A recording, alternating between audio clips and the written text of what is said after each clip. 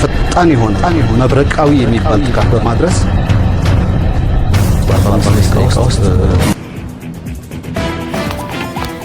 ጅብ ወደ መንደር የሚገባው አጥር ሲፈርስ ነው። አጥሩን ያፈረሰው ህወሓት፣ ለጅቡ መግባት ተጠያቂው ራሱ ነው። ህወሓት ሰሜን እዝም ባይወጋ ኖሮ፣ ሰራዊቱ ባይበተን ኖሮ ኤርትራ ውስጥ የሚገባ ወታደርም ከዚያ ተመልሶ የሚመጣ የሻቢያ ወታደርም አይኖርም ነበር። ዘንድሮ ከኤርትራ ጋር ታርቀን ባይሆን ኖሮ ምን ሊፈጠር እንደሚችል መገመት ያስቸግራል።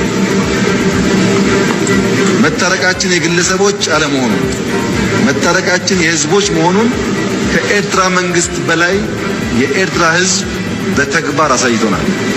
በሩን የከፈተው ማን ነው? ህወሓት ነው። አሁን ሻቢያ ገባብኝ ብሎ ማላዘን ራስን ከተጠያቂነት ለማዳን የሚደረግ ከንቱ ጥረት ነው።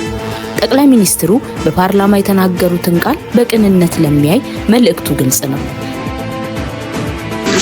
በጣም ነው የምናመሰግነው የኤርትራ ህዝብና መንግስት ስላደረገው ነገር። ከዚህ የደረስነው ስንት መስዋዕት ከፍለን እዚህ ደረስነው። እኛም ፌደራልም ይሁን በአንድ ላይ ስለነበር ብዙ መስዋዕት ከፍለን ገፍተናል። በዛ ጭንቅ ቀን ሰራዊታችን ሲራቆት ተቀብለው ስላስተናገዱልን እናመሰግናለን ነው ያሉት። ይህ ዲፕሎማሲያዊና ሰብአዊ እውቅና ነው። ይህ ማለት ግን የፈጸማችሁት ግፍ ትክክል ነው ማለት አይደለም። ለዚህም ማረጋገጫው መንግስት በኋላ ላይ ሻቢያን ከትግራይ ማስወጣቱ ነው።